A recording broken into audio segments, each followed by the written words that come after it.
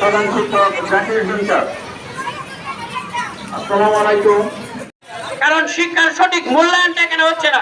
শিশুরা 5-6 বছর পরে আমার সোনার বাংলায়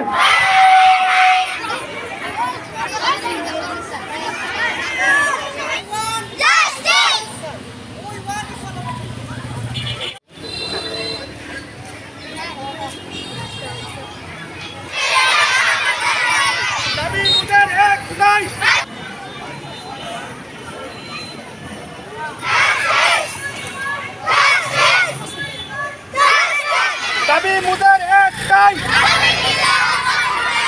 আমার সোনার বাংলায়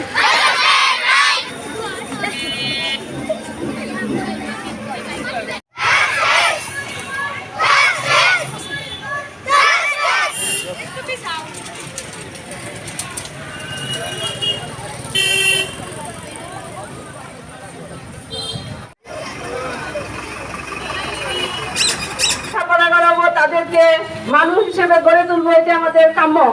কিন্তু রাস্তায় এসে আমাদেরকে এইভাবে আন্দোলনে নামতে হবে, আমরা আসলে চিন্তা করি না।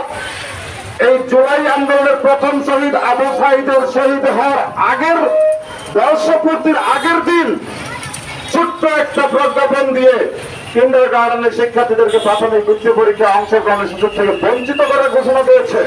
স্পষ্ট লক্ষণীয় যে আমাদের কিন্ডার গার্ডেনের শিশুরা তুলনামূলক সরকারি প্রাথমিক বিদ্যালয়ের শিক্ষার্থীদের চাইতে একটু বেশি পরিমাণেই মেধাবী।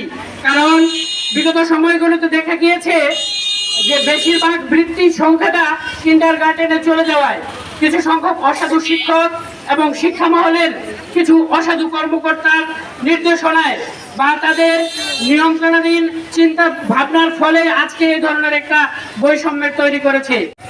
আপনাকে বিতর্কিত করার জন্য এই কিন্ডার গার্ডেন স্কুলের মেধাবী শিক্ষার্থীদের বাদ দিয়ে যে বৃত্তি পরীক্ষার ব্যবস্থা করা হয়েছে, এটা জাতির জন্য অত্যন্ত দুঃখজনক।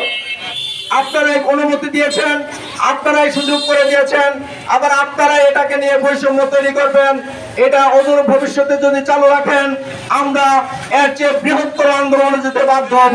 তো আমি বলতে চাই যে আমাদের যে দাবি সেটা মাননীয় প্রধান উপদেষ্টা এবং শিক্ষা উপদেষ্টা আগামী নিয়ে আমাদের যে দাবি, এই দাবি দেওয়া পূরণ করবে। ইতিমধ্যে সরকার ঘোষিত যে প্রজ্ঞাপন জারি করেছে, শুধুমাত্র সরকারি স্কুলের প্রাথমিক শিক্ষার্থীরাই বৃত্তি পরীক্ষায় অংশগ্রহণ করতে পারবে। আমাদের প্রাইভেট প্রতিষ্ঠান, কিন্ডার গার্ডেন, বেসরকারি প্রতিষ্ঠানের শিক্ষার্থীরা অংশগ্রহণ করতে পারবে না। এটা আমরা মানি না, মানব না।